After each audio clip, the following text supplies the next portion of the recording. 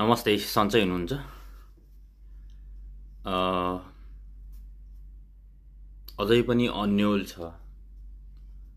तर अन्यल भन्दा भन्दै पनि भिजा एकदमै लागिरा छैन भन्ने स्थिति चाहिँ होइन।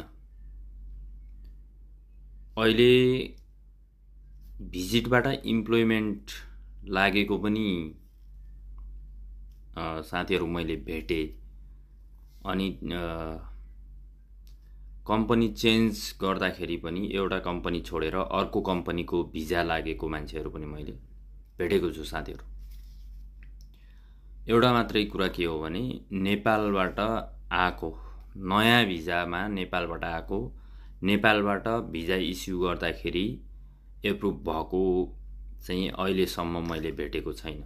यो रेकर्ड चाहिँ अहिले छैन। पछिल्लो समय जहिलेदेखि नेपाली पासपोर्टमा भिजाको इस्यु भइरहेको थियो दुबई अर्थात् युएईका लागि,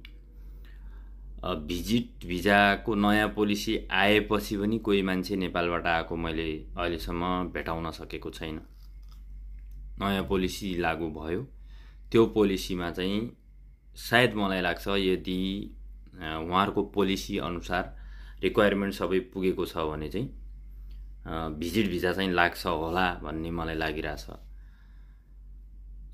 अझै नजिकबाट मसँगै काम गर्ने चिनजानकै मान्छेले एउटा कम्पनीलाई चाहिँ रिजाइन गर्नुभएको छ।